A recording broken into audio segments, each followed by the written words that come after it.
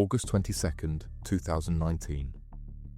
A woman stepped off a plane at Manchester Airport. She moved like a tourist. Hotel bookings in Derby, London, Brighton.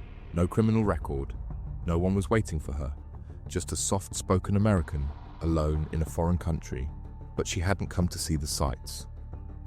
2 weeks later, in a quiet Birmingham suburb, she made her move.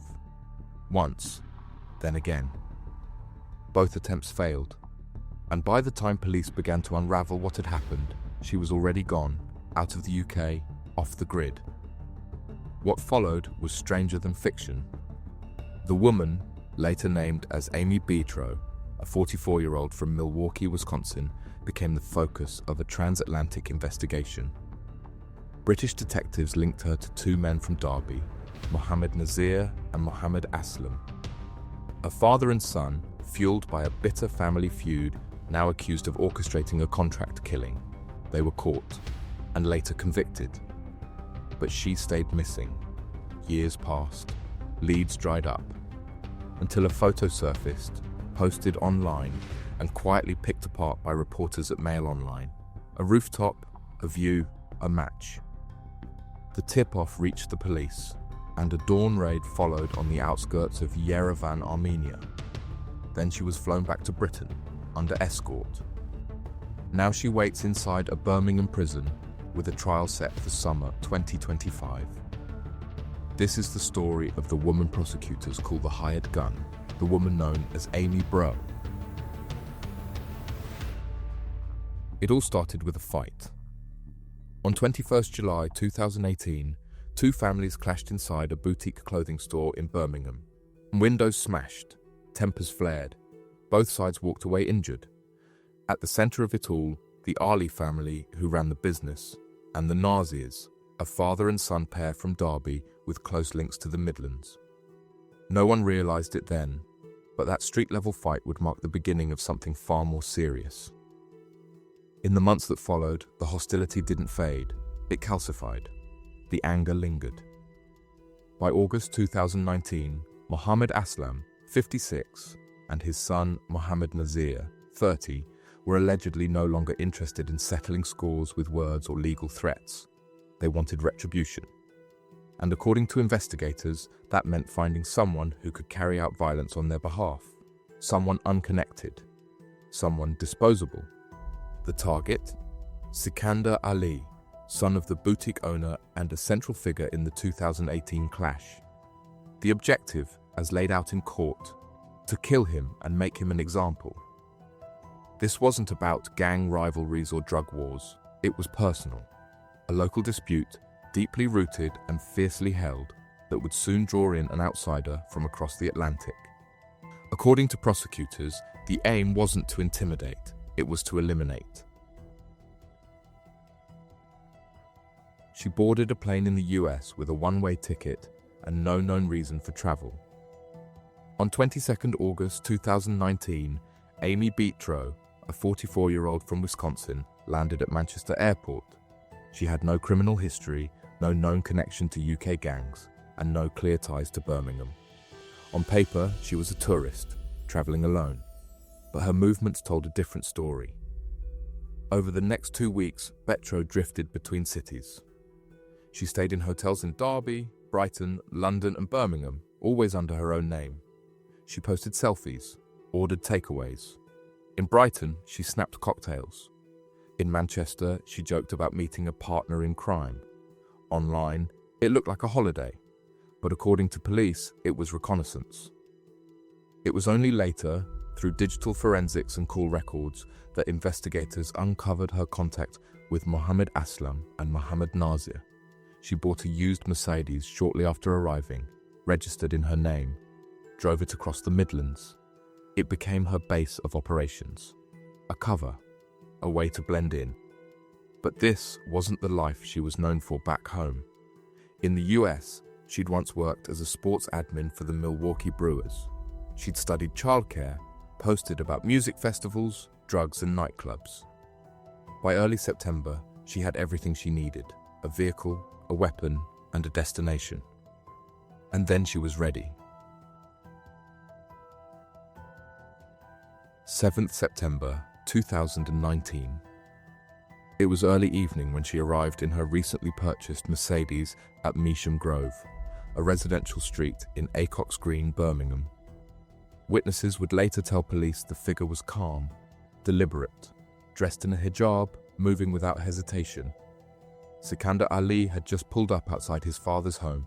He didn't know he was being followed. She approached in silence. No shouting, no threats, just a weapon, raised and aimed directly at him. And then, silence. The gun didn't fire. Ali saw the weapon too late to stop her, but just early enough to react. He threw the car into reverse. In the scramble, his vehicle struck the open door of a nearby car. The woman turned and ran. Forensics later confirmed the weapon had jammed.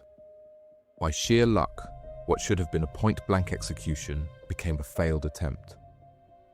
Within minutes, Betro was gone. She abandoned the vehicle and called a taxi just before 9 p.m. Her voice, caught in the booking records, gave no sign of panic, no urgency. The police wouldn't identify her for months, but the man she tried to kill and the family inside that house knew what this was. This wasn't a warning. It was meant to be final. She came back. In the early hours of the 8th of September 2019, just hours after the failed shooting, Amy Betro returned to Measham Grove, this time by taxi. No disguise, no hesitation. The street was quiet, lights off, curtains drawn. Inside, the family was asleep. She stepped out, raised the same handgun, and fired 3 rounds into the upper floor of the house. The bullets shattered glass and punched into the interior walls. No one was hit, but the point wasn't precision, it was presence. This was a message. Soon after the shots were fired, Aslat Mahmoud, Sikander Ali's father, began receiving a series of threatening messages.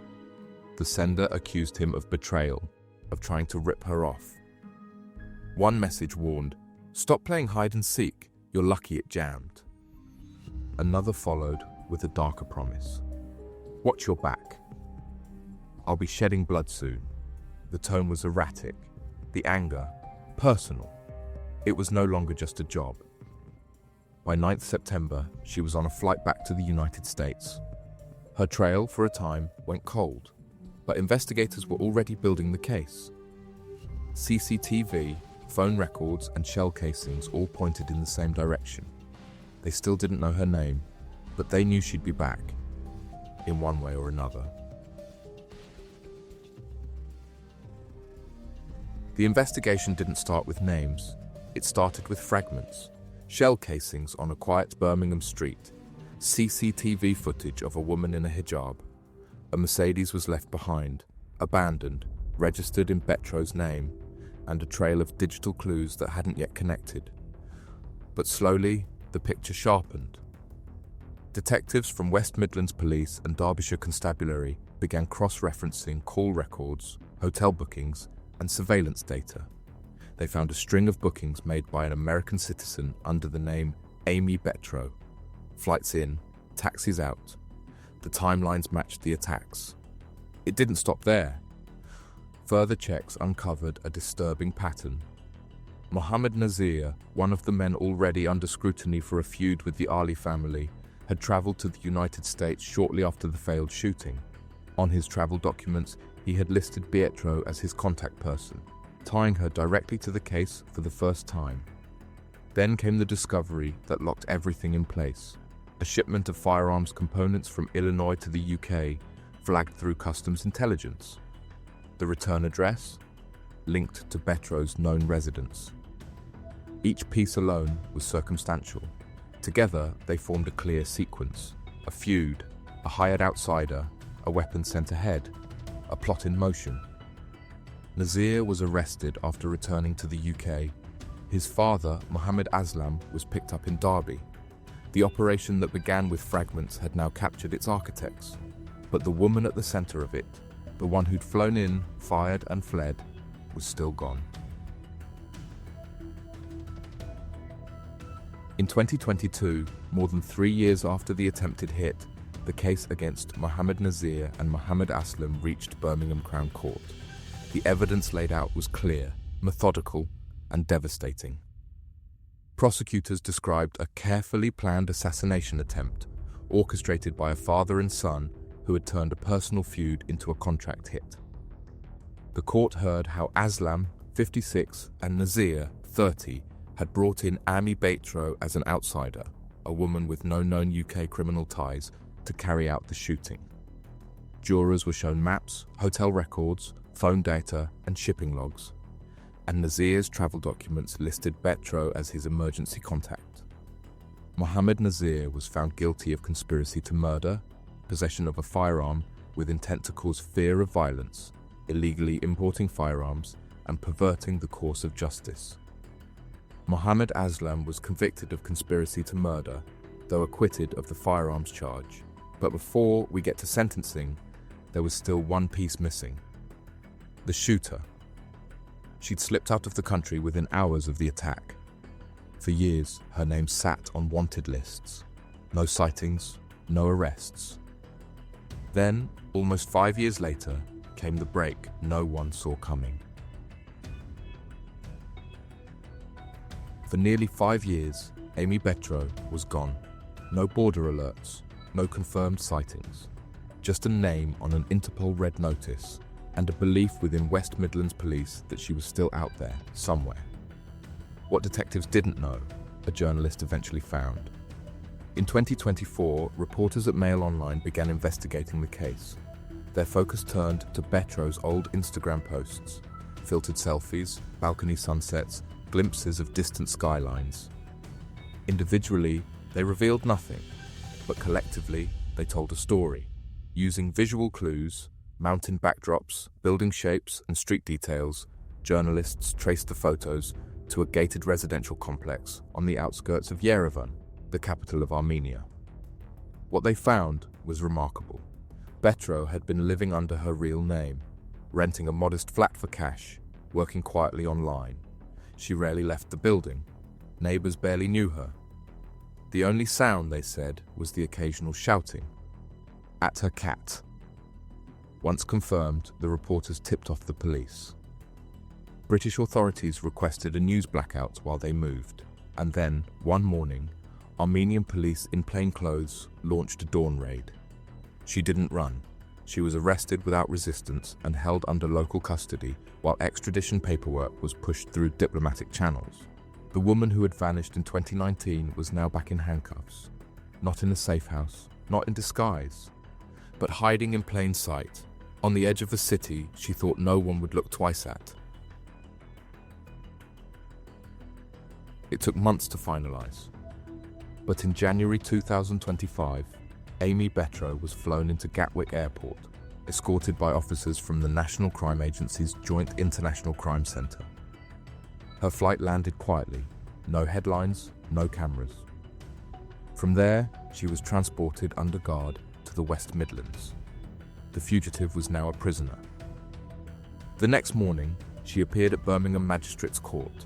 Dressed plainly, hair tied back, she confirmed her name and address, a district in Yerevan, the Armenian capital. There was no bail application, no outbursts. The judge ordered her to be remanded in custody. The charges were severe: conspiracy to murder, possession of a firearm with intent to cause fear of violence, along with unlawful importation of ammunition into the UK. She didn't fit the profile. By the time she stood in the dock, Amy Betro had become one of the most talked about fugitives in a British assassination case. But back in Wisconsin, friends struggled to square the headlines with the woman they knew. 2 weeks later, she appeared again, this time via video link from HMP New Hall, a women's prison near Wakefield. The hearing lasted 12 minutes. She pleaded not guilty to all charges. When the clerk confirmed her plea, she replied calmly, "Correct." The court scheduled a pre-trial hearing for 3rd April and a 4-week trial beginning 21st July 2025 before His Honour Judge Drew K.C., the same judge who had presided over the earlier conspiracy case. That case had already delivered its outcome.